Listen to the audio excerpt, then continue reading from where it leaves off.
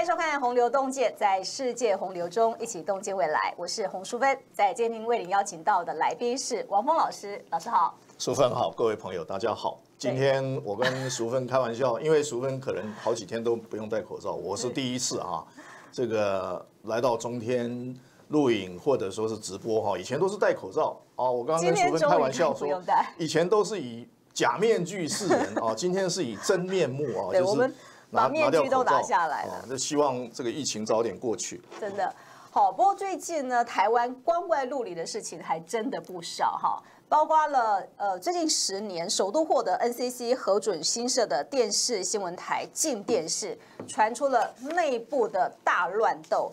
核准其实设立也不过2个月的时间，但是他已经换了3个董事长，而且镜电视呢获准的这个过程，它的背后到底有什么样的政治的一个操作呢？好，另外还有一件光怪陆离的事情，就是我们的政府官员的傲慢到这种程度，在303大停电之后，大家对于台湾电力的问题有很多的担忧，因此呢，立委蒋万安他就在立法院质询行政院长苏贞昌，他代替人民来质询苏贞昌。那么，蒋万安他是要求苏贞昌能够承诺未来不会大停电，但没想到竟然是被反质询。那苏贞昌是呛蒋万安，国民党以前说要反攻大陆，也没有反攻大陆啊。然后隔了几天呢，又抨击蒋万安是没有本事的猴子。好，老师，其实政府官员在国会殿堂这样子的反质询民意代表，恰当吗？而且他的态度是如此的傲慢。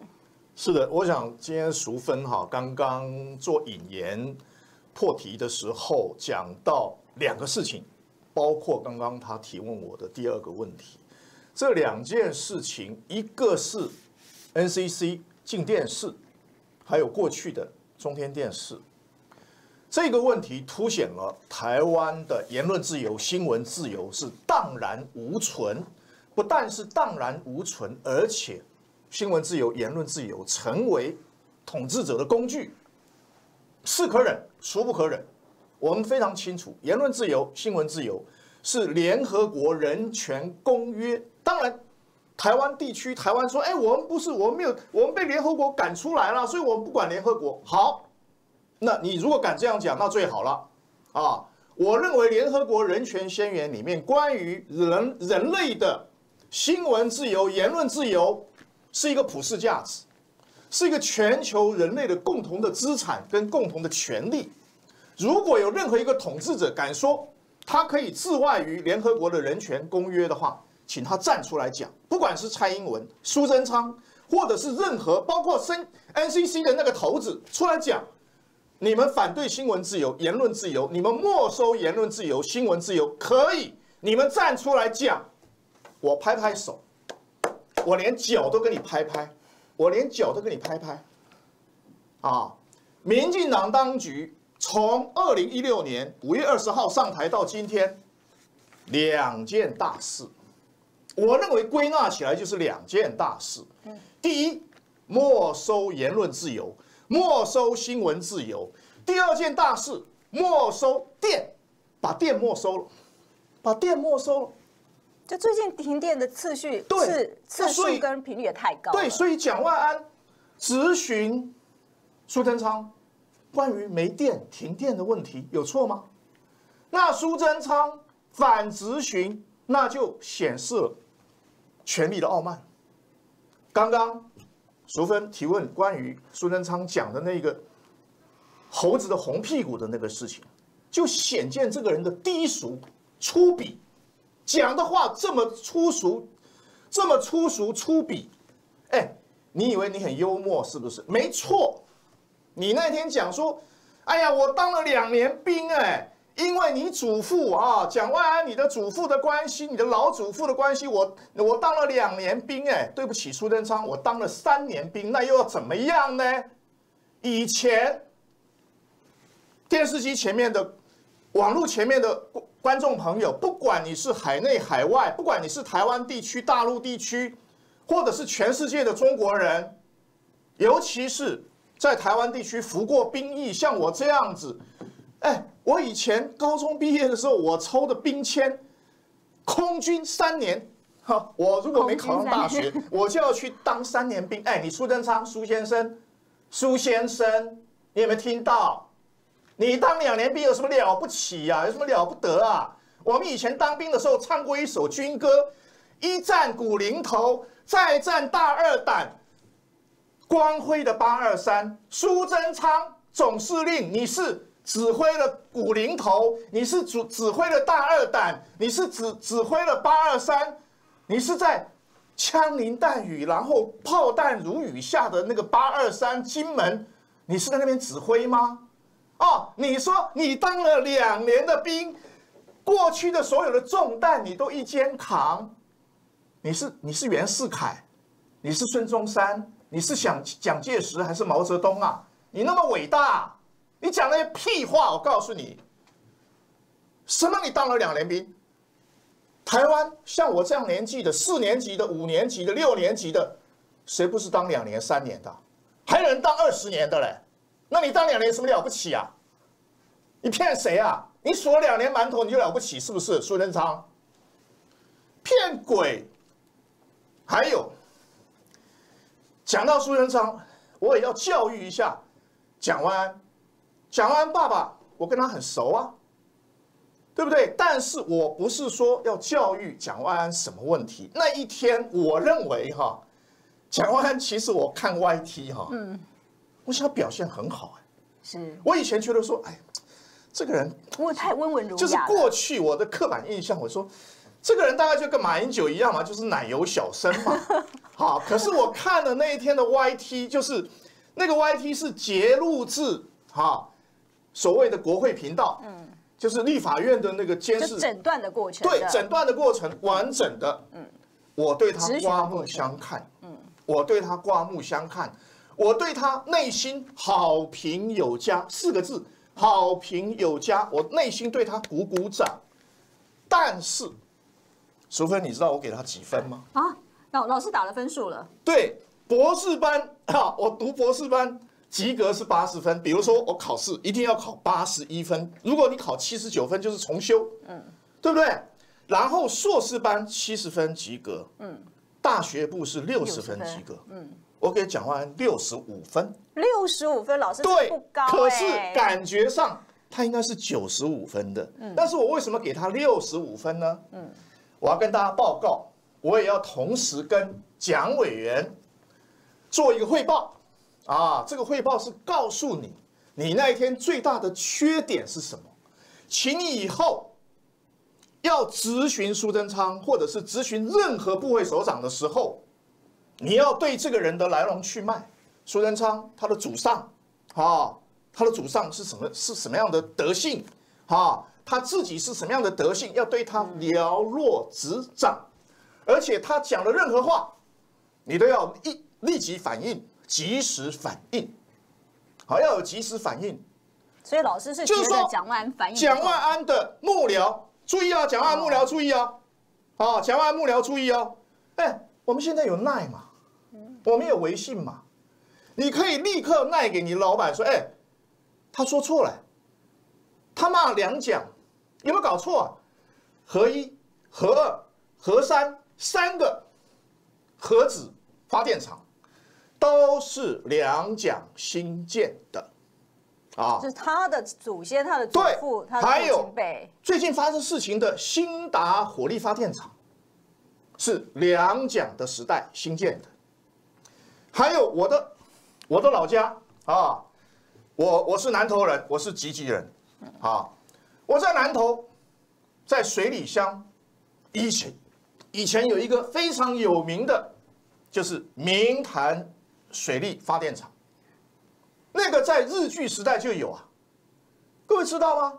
像我这个年纪出生的人大概民国50年代经常会看到黑头车经过我们老家附近，然后黑头车大概都是一过去大概都15、16辆，然后后面前面都是警车。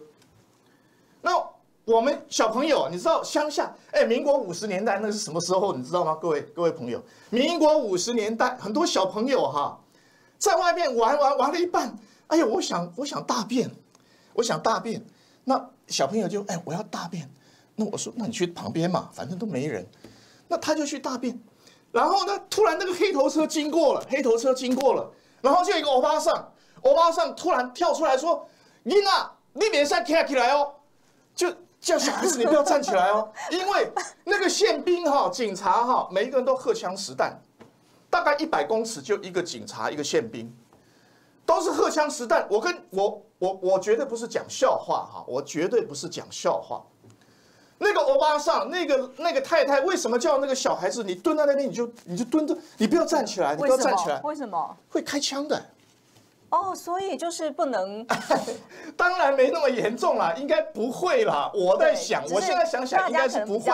但是那个欧巴桑，那一个妈妈只是好意说，现在有老总统的那个车经过宪兵警察荷枪实弹，你突然有一个人站起来，人家还以为你是刺客，会把你杀掉。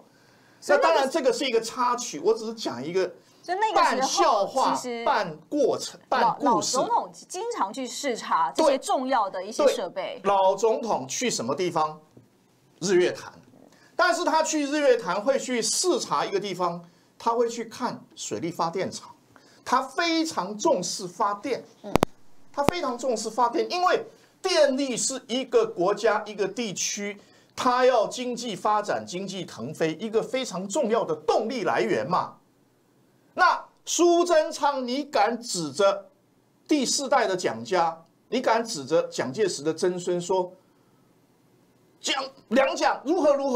我告诉你，我如果是蒋万安的话，我当场会痛骂他一顿。你知道，你现在在讲话，你的那个麦克风发出的电力是我阿公阿祖搞的，没有我阿公阿祖。我告诉你，台湾，我不是开玩笑，台湾的电力系统。在1945年5月的时候，1945年5月，连台湾我们现在的总统府都被炸掉了。各位，你去翻翻看老照片，总统府垮一半，那个时候叫总督府啊，日本的总督府垮一半呢。为什么？1945年上半年的时候，那个时候原子弹快要发明出来了，可是呢，整个亚洲地区的制空权日本已经丧失了，台湾日本的制空权已经完全没有了。那个美国的飞机就从航空母舰，美国的好几条航空母舰上面那个飞机每天就是没日没夜的炸台湾。他不是在那边随便乱炸，美国炸台湾炸什么？各位知道吗？一个电厂，水力发电。那个时候台湾只有水力发电，就是炸电厂，把所有的电厂还有配电设施全部炸毁，完全没电。那个时候包括台湾总督府，那个日本的那个什么，各位，现在中正纪念堂是日本的军部在台湾被日本统治时期，现在的中正纪念堂以前不是中正纪念堂，以前不是中正纪念堂，叫做日本的军部，陆军部。陆军部。后来呢，国民党政府撤退台湾之后，那边盖成上海营区。你看我多了解。然后小弟我呢，退伍之后，我好像跟各位讲过我自己的事情嘛。我退伍之后，第1个月、第2个月要找工作然后我在那边住，就在中正纪念堂，那个时候还没有中正纪念堂，叫做上海营区的旁边的一个破公寓，我租了一个小房间，大概这个录影间那么大小，比这个还小，就是一张床铺一张书桌，我租了2个月。然后呢，我跟各位讲过嘛，我1个月那个时候一个馒头2块钱，我1天吃3个馒头，1天6块钱，然后1个月多少钱？180块。我爸爸问我有没有钱，我说我有钱，你不要寄给我钱。我认为一个男子汉当兵之后就要自立自强就算穷死，你要去跟我要饭，不要去跟父母要钱，这是我个人的当时的一个想法。那所以每天那个上海营区每天我早上5点多的时候，我就跳起来，为什么？我以为我还在部队，我以为我还没当完兵，你知道吗？就滴滴打，因为他早起嘛，哦，他要吹起床号嘛。我每天就听到那个上海营区打的打的，然后我就我还在当兵啊。我后来想，我退伍了，我干嘛神经病啊？我继续睡到7点再起来。好，我这些都是在讲什么事情？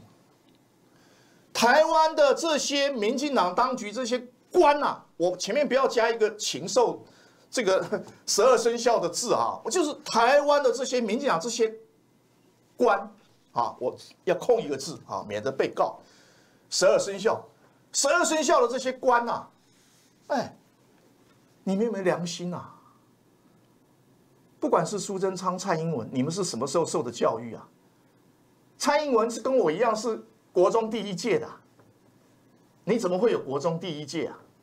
我告诉你，国中第1届的钱，我告诉你，国民中学之所以会国民中学，是因为蒋介石在1960年代中期的时候，他决定不反攻大陆了。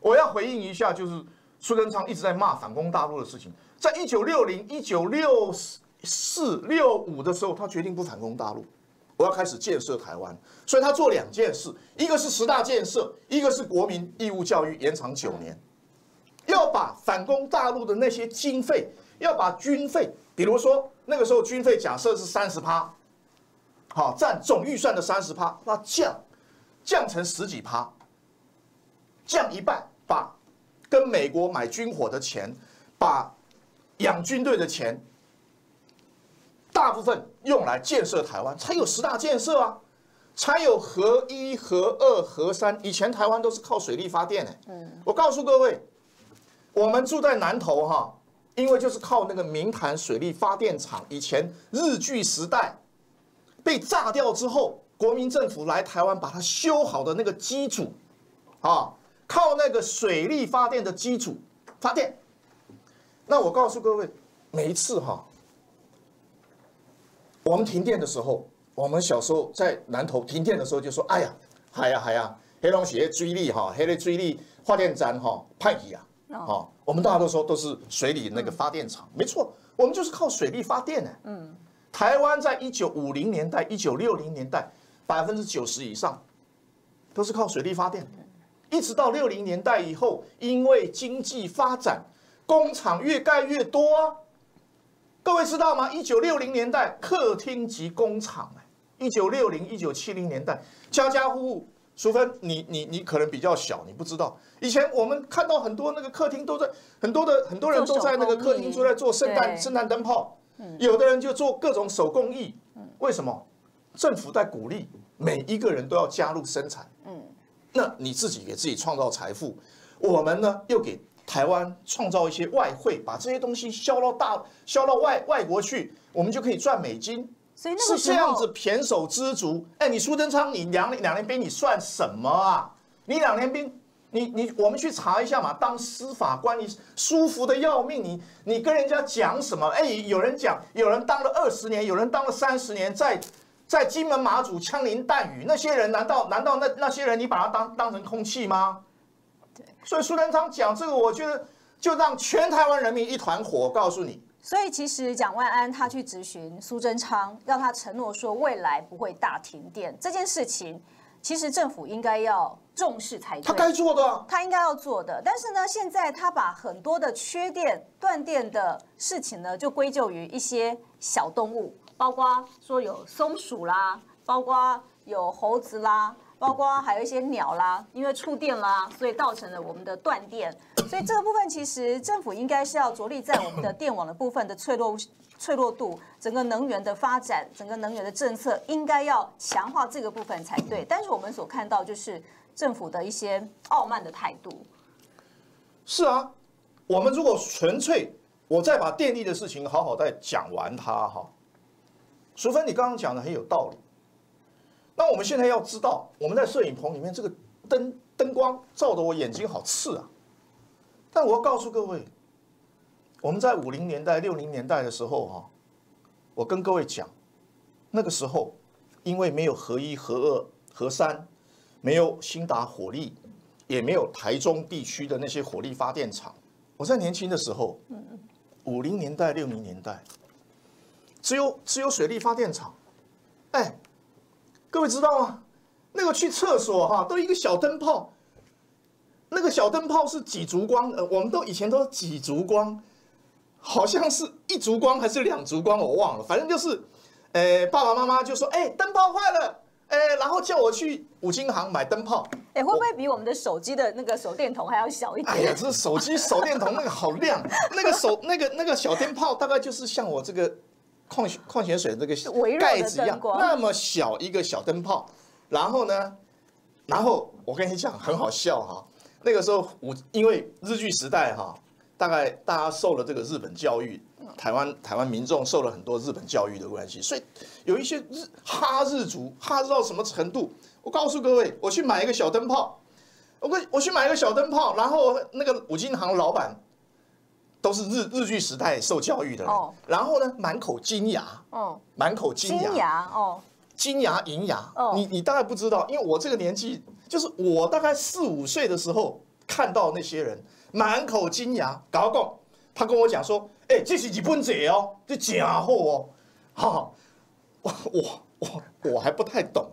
什么叫日本纸假货？他说真好啦，这日本纸上好哎，我也不知道，反正台湾有很多哈日族嘛。好，就买回去就把它装上去，然后就亮了，2烛光。2烛光。我告诉各位，厕所也是2烛光，厕所也是2烛光，厕所2烛光会发生什么问题？你知道吗？会发生什么糗事？各位，我今天尽量讲我自己的一些糗事。冬天，我妈妈说天气冷啊，戴一个帽子，就给我戴一个帽子。那我就戴个帽子，我就上厕所，上到一半，当然讲这有点不卫生，但是我不讲那个不卫生部分，我讲卫生的部分啊。我低个头，结果呢，我的帽子扑隆通一下子掉到粪坑里去了。那怎么办？怎么办？怎么办？就哭得出来啊！我就跟妈妈说，我帽子掉了，然后掉到哪里？粪坑里，没救。为什么？我就是讲1950年代、1960年代台湾那个社会，一穷二白啊。那如果说两蒋很快是个独裁者，是个坏蛋，就是压榨老百姓的血汗，那为什么会有经济起飞？为什么会有经济奇迹？所以我觉得台湾人要有良心。民进党那些人恩将仇报，蔡英文你的爸爸是怎么变成有钱人的？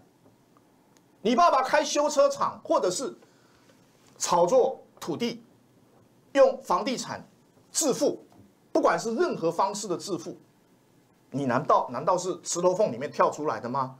是孙悟空吗？那换句话说，台湾人的致富的第一桶金，60年代、70年代、80年代，第一桶金、第二桶金，一直到第8桶金，都是在两蒋时代啊。所以我是觉得做人一定要有情有义，但至少你就算不要有情有义，至少不要忘恩负义，不要恩将仇报，不要众口铄金，不要胡言乱语，不要颠倒是非，不要扭曲历史。可是现在集其大成的就是扭曲历史。我要请教一下那些去砍铜像的，那些去泼铜像油漆的，家里要不要用电？你家里如果不用电的话，当然你去泼油漆去砍铜像非常有道理。你不坐电梯，你不用电嘛。然后那些烧国旗的人，那讲什么屁话？说什么护国神山？讲到护国神山，我又一肚子叉叉叉。护个什么国啊？我告诉各位，台积电不是来护你的什么国的，台积电是为了产业升级。我们要就事论事，台积电是干什么用的？不是来护你台湾国不是要护你的仇中反中，要让你去搞台独要让你去跟着美国人的屁股后面走不是台积电是要为了让民生经济更大的提升，让产业能够进一步的升级。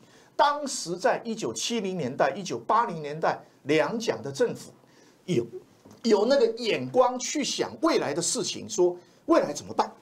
未来要让台湾的人民过更好的日子，我是觉得我们无色觉醒一直也在讲，要让台湾人民过更好的日子，要让两岸的人民关系更好，所以我们一直都延续这样的精神啊。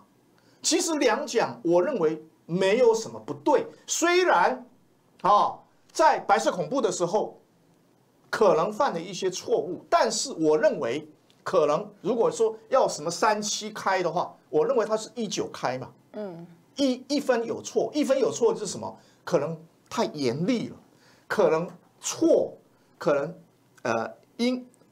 错案、假案、冤案，可能有一些，我不敢讲没有，可能有一些，但是那个90%是什么？